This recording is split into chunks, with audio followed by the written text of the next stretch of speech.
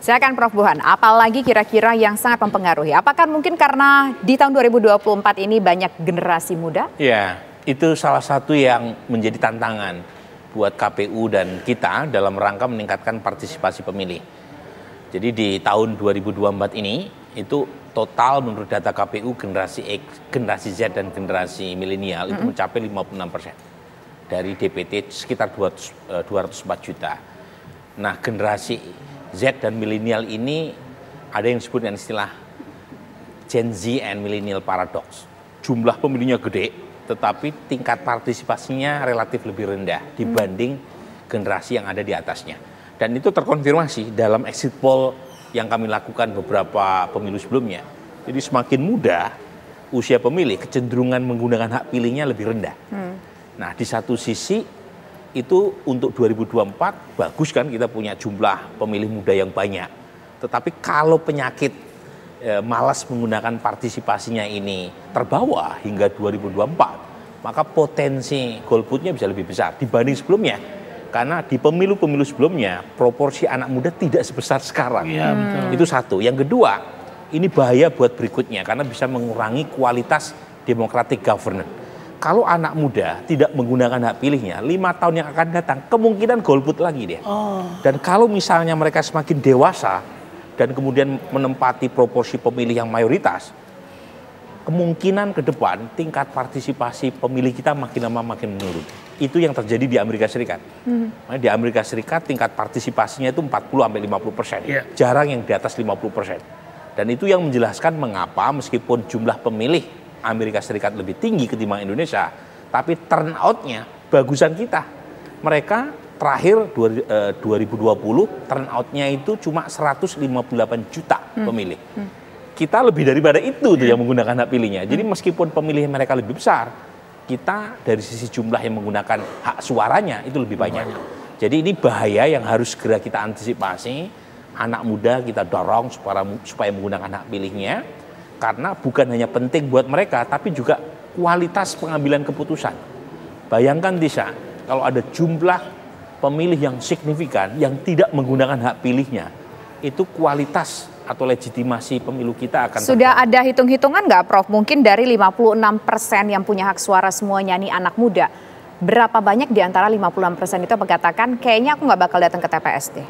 Nah, saya belum menganalisis data terbaru. Kita punya pertanyaan berkaitan dengan partisipasi ya, ada 3.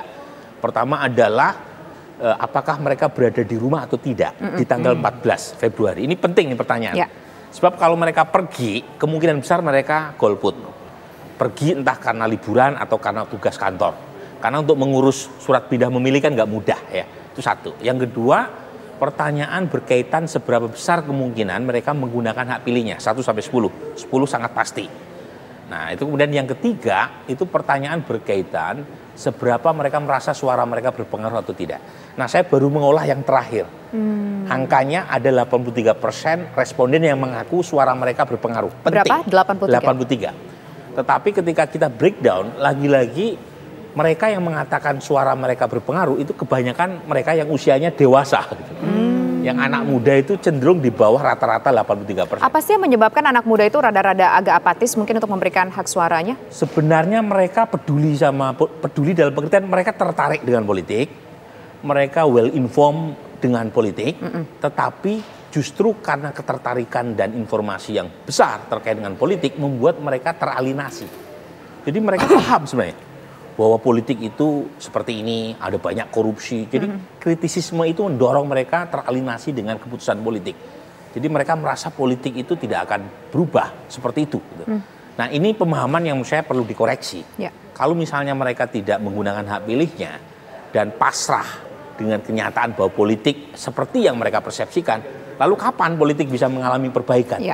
Jadi justru mereka harus kita dorong. Kalau betul bahwa mereka tertarik, mereka well informed, mereka tahu bahwa politik itu ada banyak kelemahan, koreksi dong caranya minimal gunakan hak suaramu besok. Cara paling simpel begitu Paling ya simpel. Prof ya. Nah kalau dari Pak Ilham sendiri di tahun sebelumnya 2019 itu ada data nggak yang menunjukkan dominasi angka dari pemilih muda itu datang ke TPS seperti apa sih? Walaupun pada saat itu nggak begitu banyak generasi muda yang memilih kan dari jumlah bedanya KPU angkanya. dengan teman-teman dari surveyor dan sebagainya, kita tidak menganalisa itu ya. Jadi kita cukup sampai data level, kan agak sulit untuk kemudian memastikan apakah yang datang ke TPS itu anak muda atau bukan, partisipasi itu yang menggunakan anak muda atau bukan. Agak sulit memang, kita tidak sulit untuk menguraikan itu. Tetapi saya kira pengalaman kemarin pemilih pemula lumayan ya, dengan fragmentasi kemarin itu keingintahuan mereka untuk memilih atau kemudian keinginan mereka untuk memilih menjadi lebih tinggi. Saya kira itu. Jadi memang pengaruh fragmentasi kemarin sangat signifikan terkait dengan kenaikan dari